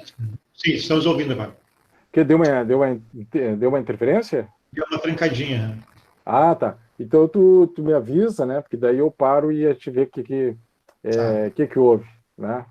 Muito bem. Aqui às vezes oscila, né? Essa internet, né? Sim. Aqui a internet às vezes acaba oscilando. Bom, gente, essa parte aqui já tá ficando clara para vocês. Eu estou entrando um pouquinho nas partes mais técnicas da corte, né? Para a gente também ter um pouco a visão como é que funciona, qual é a natureza das suas decisões, né? E que eu estava comentando é justamente que, no caso da decisão da corte, né? Ela funciona somente em um nível, somente em primeiro grau. Então, a sua decisão é terminativa e ela é inapelável, né? Então, como nós temos alunos da psicologia, como é que funciona um sistema judicial normal aqui no Brasil, na justiça comum, né? Eu tenho uma decisão aí, por exemplo, em Cachoeira do Sul, do juiz da comarca, né, que é um juiz singular, ele toma uma decisão. Bom, dessa decisão, no nosso sistema, funciona o duplo grau de jurisdição. Eu posso me satisfazer com a decisão desse juiz local, ou posso me resignar com essa decisão. Então, se eu ficar contrariado com essa decisão e achar que ela foi injusta, né, que ela não atendeu aquilo que eu pleiteava, então eu posso demandar o segundo grau, que é o Tribunal de Justiça, através de um recurso, né? E aí vai ter uma nova decisão. Então, esse é um mecanismo de duplo controle das decisões judiciais, né? Isso também visa uma proteção melhor da efetivação da justiça. E também temos depois os órgãos superiores, Superior Tribunal de Justiça, e nas questões constitucionais, a própria Supremo Tribunal Federal. Agora, na Corte Interamericana, não. É somente uma instância, né? E aquela decisão é definitiva, o Estado tem que cumprir. No máximo, ele pode buscar uma interpretação, uma melhor interpretação sobre um determinado dispositivo. Muito bem. O Brasil já tem várias medidas provisionais, né, hoje em funcionamento. A maioria delas é em relação ao sistema penitenciário. Eu só coloquei um exemplo aqui, que foi uma penitenciária de Urso Branco, em Rondônia, onde a primeira medida provisória, né, provisional, foi em 2002, e depois ela foi sendo reiterada vários anos, né, de 2002 até que em 2011 o Estado brasileiro cumpriu plenamente os dispositivos e as exigências da comissão, né? Porque, diante de extrema gravidade, né, e até para evitar a irreparabilidade do dano, é preciso ter essa medida cautelar. Aqui houve várias motins, mortes de presos, né, execuções de presos dentro da penitenciária, estava totalmente descontrolado. Bom, e até eu chamo a atenção que, na época, o juiz Casar Trindade, quando era juiz, ele colocou nos seus votos, ele era muito detalhista, né? Ele dizia, olha, que é uma obrigação erga omnes de proteção do Estado para todas as pessoas que estão sob sua jurisdição. Ou seja, que a obrigação erga omnes significa uma obrigação de todos, né? Ou seja, todos os Estados, indistintamente, têm que cumprir esse dispositivo. Ou seja, que a pessoa sob sua proteção, né, sob sua jurisdição, ela deve ser protegida na sua dignidade, né? E ele coloca, é inquestionável que o princípio fundamental do respeito pela dignidade da pessoa humana atinja todos os seres humanos, em qualquer circunstância, né? Então, isso que é importante, né, a leitura e o destaque, né, dessas colocações, porque aqui vem bem de encontro, né, aquela popular que se coloca de bandido bom, bandido morto, está no presídio, deixa morrer, né? Ou seja, aquilo que um senso comum, né, que tenta desvirtuar a noção de direitos humanos, reduzindo esse conceito de forma intencional. Certamente isso não ocorre de graça, né? Isso está dentro de toda uma lógica da construção da sociedade. Mas o que importa quando nós trabalhamos com o direito é justamente aquilo que os tratados, que as leis estabelecem como princípios e como diretrizes. Ou seja, há uma obrigação erga omnes de todos os Estados em proteger as pessoas, o dever de proteger as pessoas que estão sob sua jurisdição. Ou seja, proteger a dignidade da pessoa humana em qualquer circunstância. E, no caso aqui, justamente voltada ao cumprimento das penas naquele presídio. Então, essas decisões da Corte, né, elas geram uma obrigatoriedade para o Estado, porque elas decorrem do princípio da responsabilidade internacional. Ou seja, o Estado ele vai ser responsabilizado internacionalmente pela violação de um tratado internacional.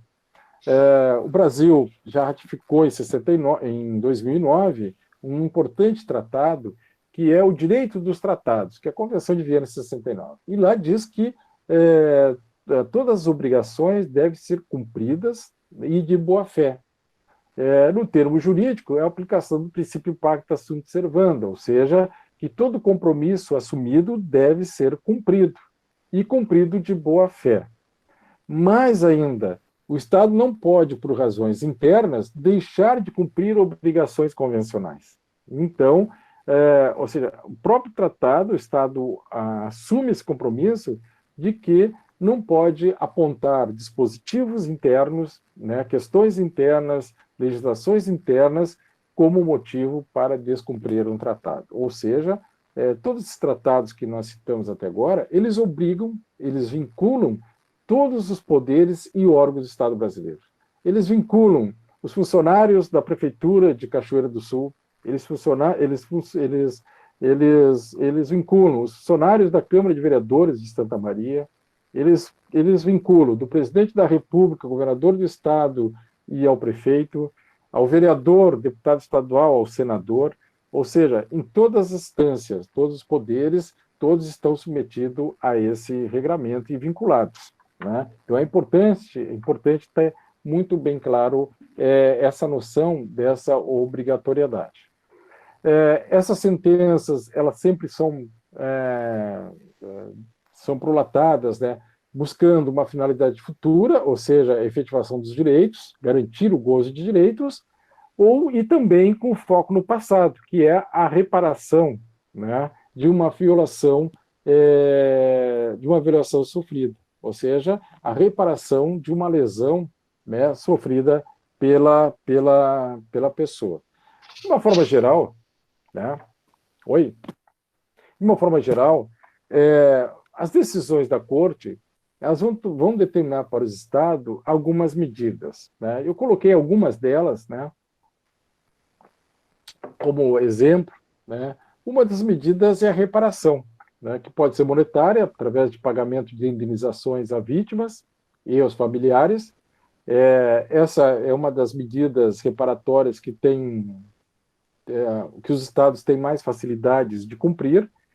Por exemplo, o Estado brasileiro já foi condenado, teve 9 processos na Corte, foi reconhecida a sua responsabilidade internacional em 8 desses processos, e grande parte deles o Estado cumpriu ou está a cumprir a parte monetária, que é pagamento à vítima de indenizações, tanto por danos materiais como danos imateriais. Ou também as obrigações de fazer, de aliviar, mitigar, de cessar o dano, né? De parar com aquela atividade. Algumas decisões são centradas na vítima, ou seja, a restituição ao status quo ante, cessação de violações, reabilitação, né? Ou seja, tratamentos médicos, capacitações para essas pessoas voltarem a ter a sua vida normal, atividades de satisfação, de reconhecimento, atos de perdão, ou seja, que o Estado declare, né, como atos de perdão, inauguração de praças públicas, né, em homenagem às vítimas, né, e assim por diante, dirigido à sociedade como todo, obrigação de não repetição, que é um princípio extremamente importante, adotado pela Corte, e também precisa ser bastante estudado, é um bom tema para TCC, né, para os nossos alunos do direito, que é a aplicação do princípio da não repetição no sistema interamericano. Os Estados se obrigam a não repetir aquele ato de violação. Reformas legislativas, mudanças legais, como nós vimos da Maria da Penha, também cursos de capacitação, né? Ou seja, a Corte ela tem uma visão bastante ampla em exigir dos Estados que tomem medidas objetivas, que tomem medidas práticas, né, justamente para desenvolver a cultura e desenvolver um conhecimento e uma organização das suas atividades alinhada aos tratados internacionais de direitos humanos, né? e também algumas sociedades específicas, né? No caso aqui no Brasil teve uma questão que envolveu uma comunidade indígena, né, na Bahia, que é a comunidade indígena Chucuru, em que também são direcionadas os atos da corte. Bom, gente, eu peço licença para vocês, para mim fazer assim, rapidamente, né, eu faço um comentário rápido, né, dos casos que o Brasil já foi submetidos à Corte Interamericana de Direitos Humanos, para nós vermos assim, quais são os temas que têm sido vinculados e foram levados até agora, né. Já existem mais casos que estão tramitando, né, esses são aqueles que já foram concluídos, né. O primeiro deles, significativamente, foi o caso de Ximenes Lopes. A sentença foi em 2005, mas o caso foi na década de 90. O Damião Ximenes Lopes era um adolescente que ele tinha sofrido de doenças mentais, né? Já tinha tido várias crises, várias internações, e nessa última internação, a mãe levou para uma casa que é chamada Casa de Repouso, mas é uma clínica privada, mas que atendia pelo SUS, né? Então, prestadora de serviço público. E lá, depois que ela deixou, não havia médico, né, disponível para o atendimento, mas mesmo assim ele ficou internado porque ela não tinha condições de levá-lo para sua casa, ela não tinha como conter o rapaz, né, e assim por diante, porque estava com um surto psiquiátrico. 3 dias depois, quando ela foi visitá-lo, né, ela foi no outro dia, mas no terceiro dia, quando ela encontrou, ele estava numa situação muito complicada, que ele tinha sofrido agressões, aparentemente tinha sofrido agressões, estava com os pulsos todo marcado, com os olhos inchados, o rosto todo inchado, que visivelmente denotavam que ele havia sofrido agressões. Foi chamado o médico olhou, prescreveu um remédio e foi embora. 2 horas depois que o médico foi embora, a mãe também já tinha ido para sua residência, esse rapaz veio a falecer, né? Bom, então, inconformados, foram verificar as situações, o médico atestou que houve uma morte natural, né? Uma morte natural. Depois ele foi submetido a um exame médico legal na cidade, e o médico também não fez nenhum laudo especificamente sobre a morte. Depois se verificou que o mesmo médico que atende no hospital, que tinha atendido ele no hospital, era o médico legista da cidade. Então a família então começou a movimentar, através da filha, da irmã, a comunidade, o jornal, e aquilo começou a tomar uma proporção, até que a autoridade então resolveram, através do Ministério Público, tomar medidas, né, e começar investigações, e uma outra análise, houve a identificação das agressões, mas mesmo assim a autoridade ainda colocou como morte indeterminada, né? Então, fruto dessa deficiência da apuração da investigação policial, do aparato judicial brasileiro de dar atenção a esse caso, ele foi levado para a Comissão Interamericana, e aí a Comissão Interamericana levantou todas as situações que desenrolaram, levou para a Corte. Foi o primeiro caso brasileiro levado para a Corte, e a primeira sentença que o Brasil foi reconhecida a sua responsabilidade internacional por violação da Convenção Americana de Direitos Humanos, por não ter feito investigações adequadas, por não ter feito as garantias judiciais. Isso foi um marco importante, porque quando estava tramitando isso, gerou no Brasil toda uma discussão do sistema manicomial, de manicômios, né, do sistema de tratamento psiquiátrico. Surgiu o estatuto, né, uma nova lei sobre isso. As políticas públicas foram modificadas em relação ao tratamento. Essa clínica foi fechada, houve uma intervenção do Estado nessa clínica, ela acabou sendo fechada, e uma série de medidas foram decorrentes desse caso, né? Bom, depois o Estado pagou a indenização, mas infelizmente o adolescente acabou falecendo na época e gerou, então, toda essa questão. A irmã criou um instituto, né, da Mel Ximenes, que trabalha hoje justamente com essa questão da política, né, do tratamento psiquiátrico e acolhimento.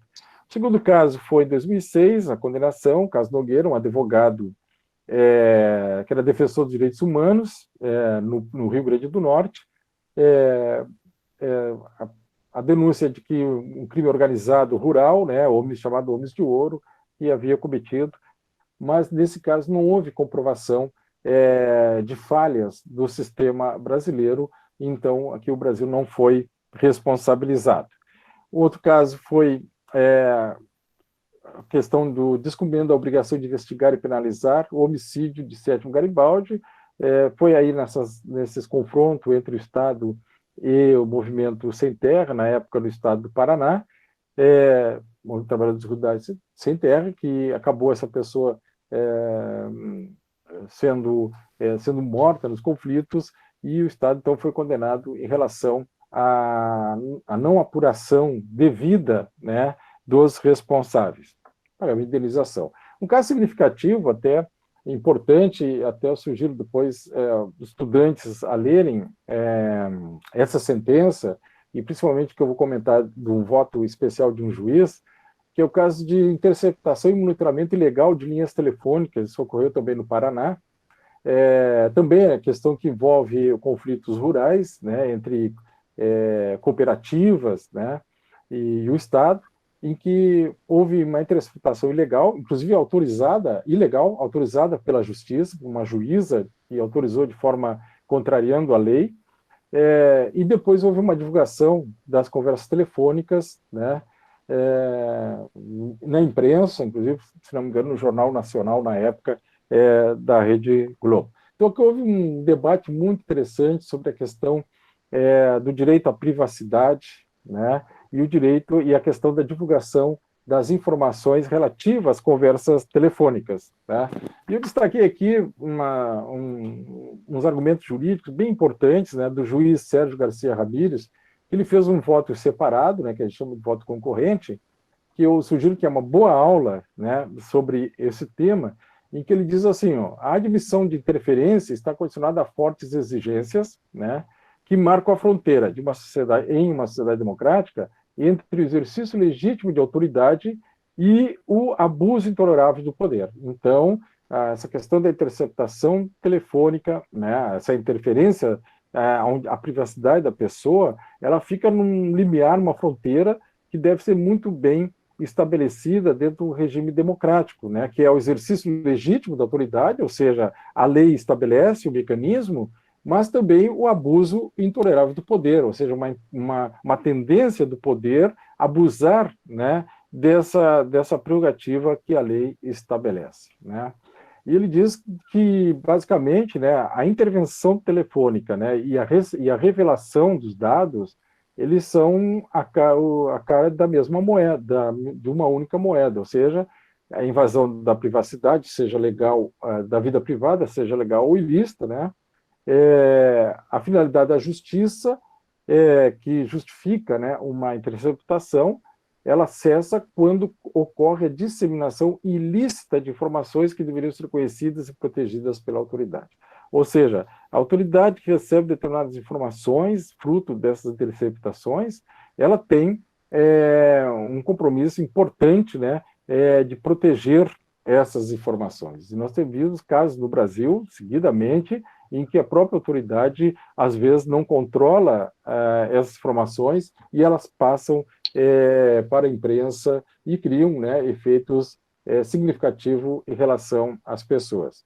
E também, finalmente, ele diz que é uma falsa antinomia, né, a gente contradizer segurança pública e direitos fundamentais, que é um discurso que a gente vê muito no senso comum, né, tentando contrapor, né, de que os direitos fundamentais eles fragilizam a questão da segurança pública, o controle da criminalidade. Isso é uma retórica, né, como ele diz, muito perigosa, e eu concordo com isso, né, ou seja, e que deve ser contradita e deve ser denunciada, né, ou seja, Não se pode propor a redução dos direitos sob o pretexto da segurança e muito menos ameaçar reduzir a segurança devido a direitos.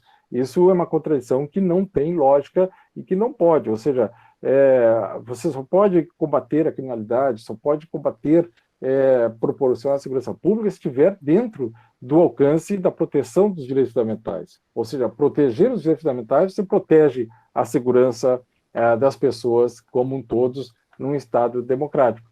Fora disso, nós estaremos aí num exercício autoritário, ilegítimo e abusivo do poder. E quando nós falamos do campo de direitos humanos, nós estamos falando justamente dentro desse marco, né? Um marco de proteção dos direitos e um marco de respeito à pessoa humana na sua integridade.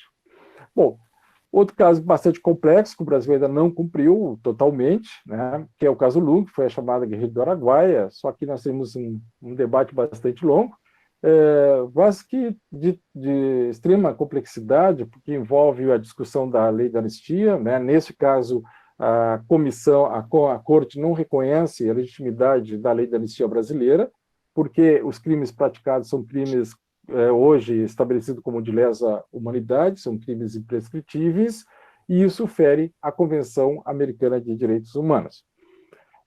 O caso de Trabalhadores de Fazenda Brasil, que foi um caso de escravidão por uma empresa privada, né, e o Estado foi condenado por não tomar, mesmo sabendo desses fatos, não tomou nenhuma medida.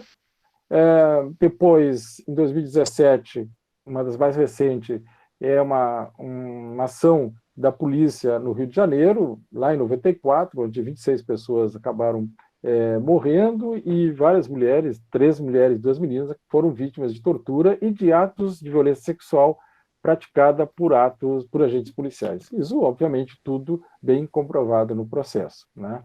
Então, vejam, são situações de prática do Estado. A mais recente, 2018, a última, foi justamente em relação ao povo indígena Xukuru, na Bahia, que é o dever do Estado de fazer a demarcação das terras indígenas, que é um direito estabelecido na própria Constituição Federal. E o último caso, o caso Herzog, que é a falta de investigação, julgamento do homicídio que ocorreu na época da ditadura, que está aí colocado, né? E o Brasil, então, foi condenado, foi responsabilizado, né, por violações que cometeram naquela época. Bom, fala, João. Acho que estamos já, o tempo já bastante adiantado, né? Como é que estamos? Eu vou trabalhar mais uns minutinhos e aí já concluímos, né? Eu acho que esse briefing agora final das sentenças, depois se alguém quiser esclarecimento, eu posso responder nas perguntas, né? Um detalhamento. Mas só para vocês também, é uma notícia, né? Saberem que já transitou, né, no sistema interamericano esses casos, são casos extremamente graves, alguns remontam à história recente, grande parte deles, vocês podem observar, são justamente a deficiência na prestação de serviços públicos, né? A prestação de serviços públicos da saúde, no caso da saúde mental, e essa sentença ela foi bem interessante porque ela trouxe repercussões significativas nas políticas públicas brasileiras em relação ao tratamento da saúde mental. Ela teve um reflexo bem interessante. Outras, como no caso de Genoveva, da ação policial, determina, né, a sentença que sejam tomadas medidas de capacitação policial, dos policiais, né? Ou seja, ela tem também esse perfil educativo, né, de incentivar que o Estado adote, né, uma ação proativa, que o Estado adote medidas de proteção.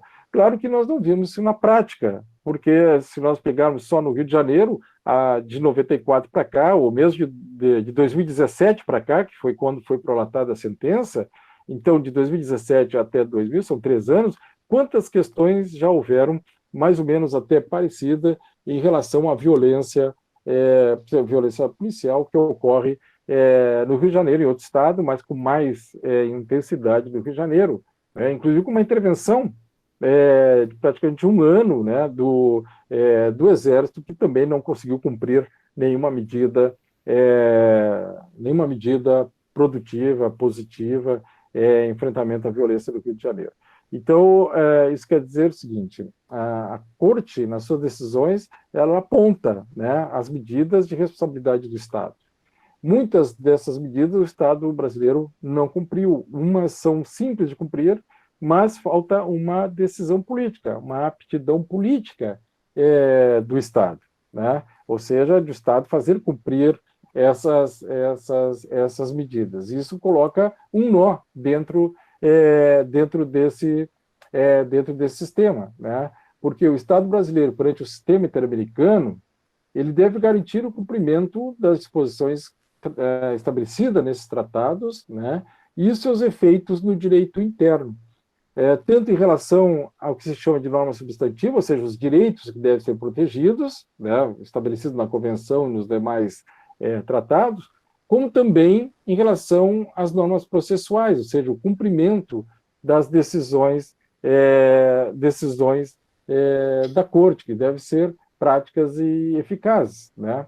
Então, nós temos aí uma questão de efetividade, né, do direito internacional de direitos humanos, e principalmente da efetividade de complementação desse sistema, porque ele começa com a violação no Estado, passa pela apuração das instituições dentro do Estado, vai para o sistema interamericano e volta para o Estado com medidas que devem ser cumpridas. Então, é um ciclo que deve se completar. E nem sempre esse ciclo está se completando totalmente. Então, isso leva à questão da exigibilidade dos direitos, né? E também de como se faz justiça perante a violação desses direitos. E aí eu trago uma frase de Norberto Bobbio, na Era dos Direitos, uma obra que eu recomendo a leitura, que diz o seguinte: o problema fundamental em relação aos direitos do homem, ele fala de direitos humanos, direitos do homem, né, são direitos humanos, hoje não é tanto de justificá-lo, né? Ou seja, está aí toda a história, né, toda uma evolução em relação à importância e à definição, inclusive através de normas, né, como são as convenções e tratados. O problema não é justificar, mas sim protegê-los. Ou seja, trata-se de um problema não filosófico, de debate, mas um problema político, né? Ou seja, é preciso para que haja uma afirmação do Estado democrático e uma construção efetiva da cidadania, né? Ou seja, as pessoas a compreenderem que elas fazem parte desse sistema e que é preciso que elas tenham a participação mais efetiva em fazer funcionar esse sistema, não só cumprindo, mas como também exigindo o respeito. Ou seja, toda uma estrutura jurídica internacional construída, né, com muito esforço, e isso são anos e anos, né, de elaboração, de conscientização e de afirmação, muitas vezes pode ruir num contexto político. Né?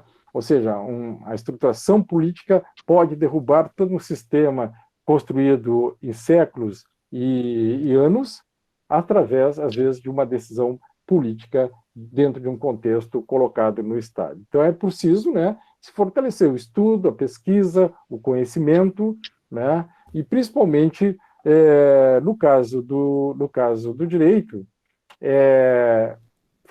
ter uma cultura. E eu digo não só do direito, né? Ou seja, uma cultura dos direitos humanos, uma cultura de respeito aos direitos humanos. Como profissional, né, como psicólogo, eu ter presente a pessoa humana, né, que aquela pessoa tem uma dignidade, e essa dignidade tem que ser respeitada, porque é um valor intrínseco e é um valor importante para o funcionamento de uma sociedade. No campo do direito, além de ter essa percepção, ter o conhecimento que existe a proteção normativa das normas internas, mas principalmente dessas normas internacionais que a gente citou assim rapidamente, né?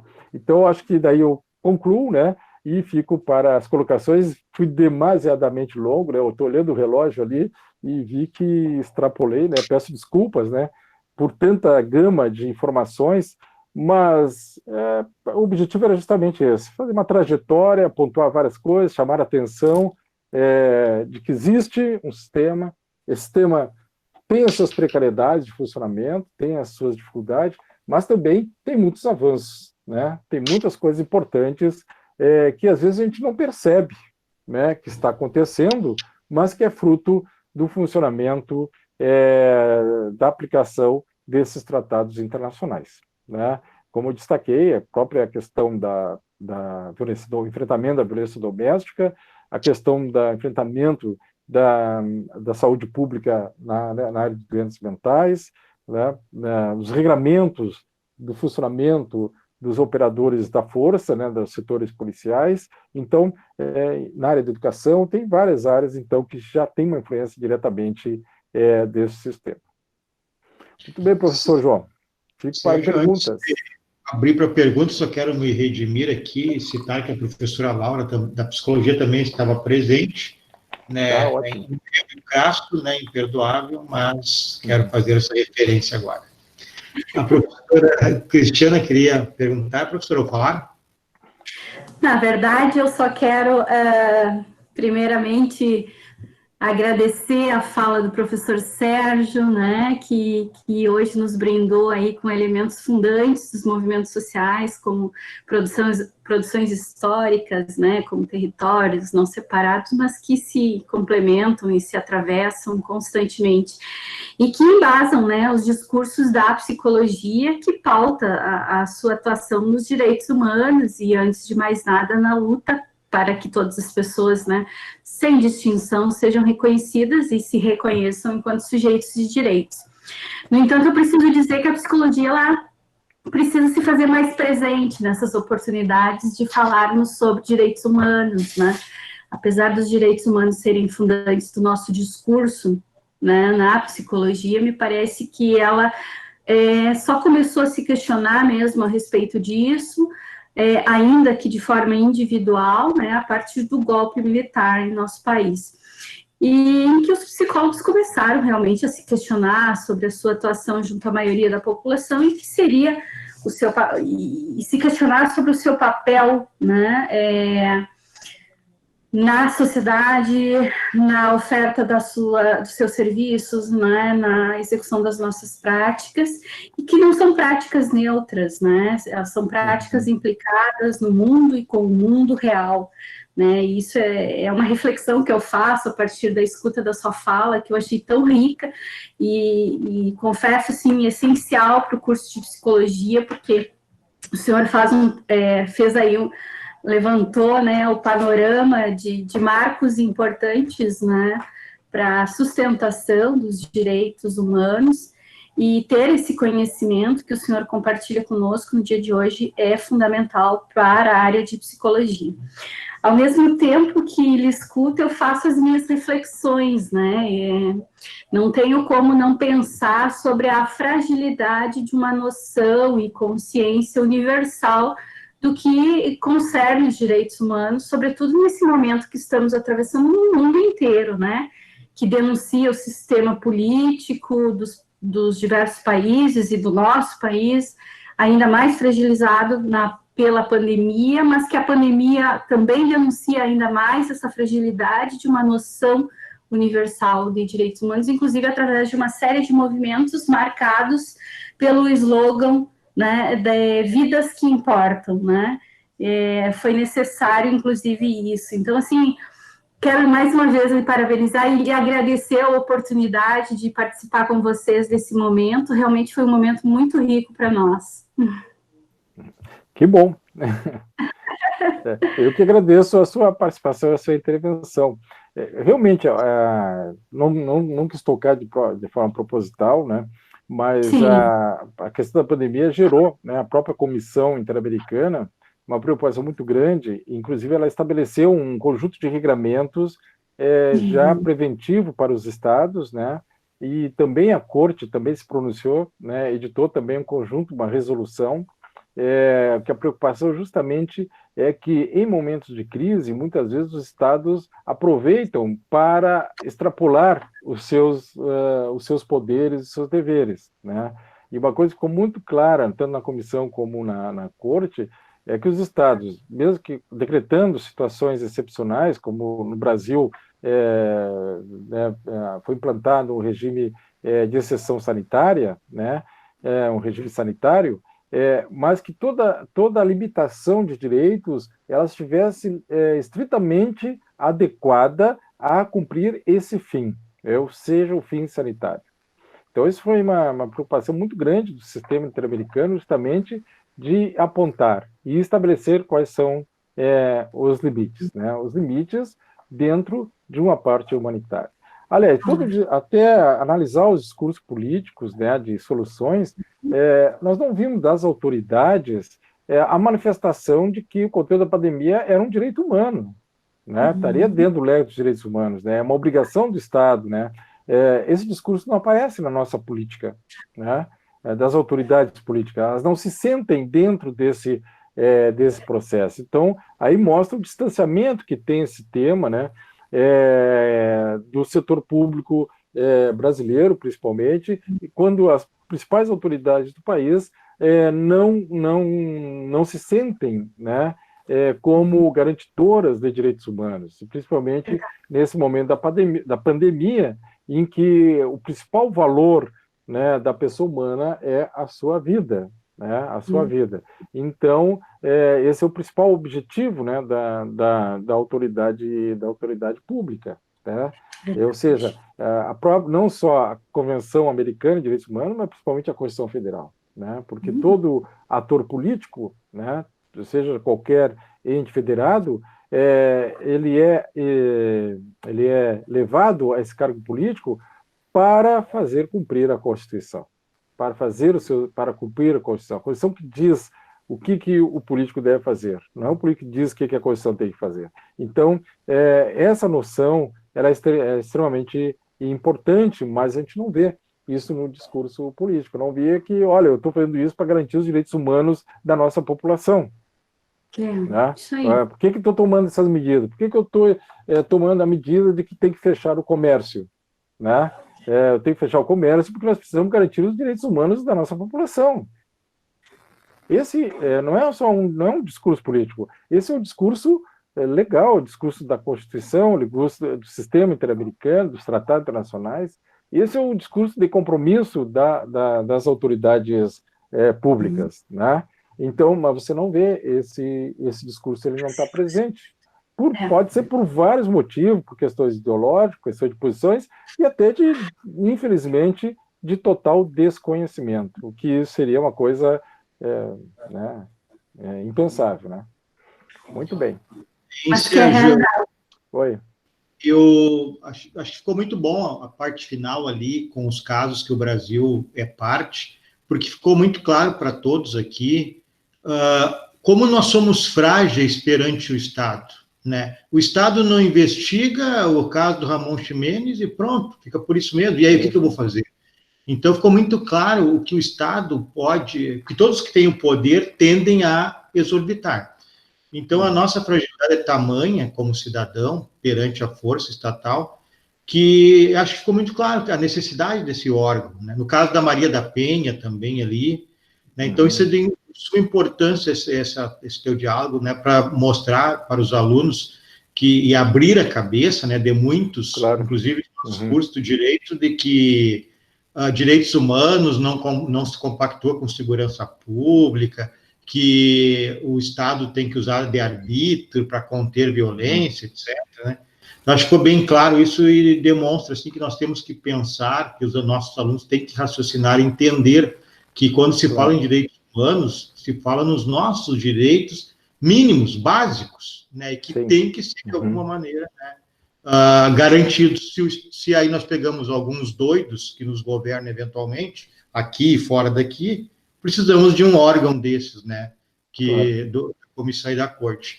E para te dizer assim, Sérgio, tu falou do Cansado Trindade ali, ele é uma pessoa também muito benquista na Argentina, no meu período de estudos lá, ele era muito citado nas aulas de Direito Internacionais e de Direitos Humanos. Né? Não sei se alguém mais queria fazer alguma fala, hein?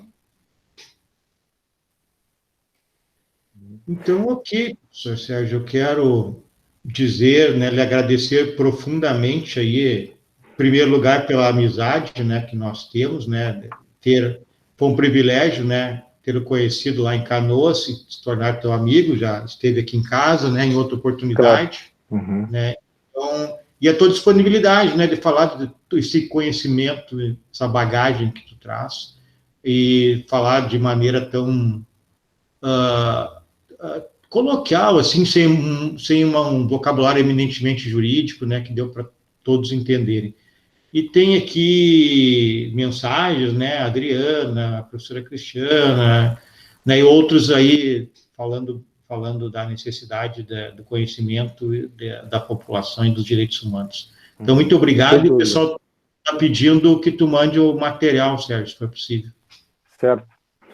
Vou mandar acho que eu mando pro teu e-mail ou pelo WhatsApp. Pode ser, que eu repasso para o pessoal. Tá certo. Então, muito obrigado, né? Até a próxima. Viu, Alexandre? Eu fico à disposição, né? Tu tem meus contatos, qualquer material, alguma questão que envolva essa área aí, eu estou à disposição, né? E mantemos contato aí permanente, estimulando todos que trabalhem esse tema, né? Em todas as áreas da psicologia, do direito, né? Em todas as áreas do direito, é preciso fazer essa transversalidade, né? Dos direitos humanos, principalmente buscando as normativas internacionais. Eu que agradeço a honra e a oportunidade de estar aqui com vocês nesse momento. Obrigado.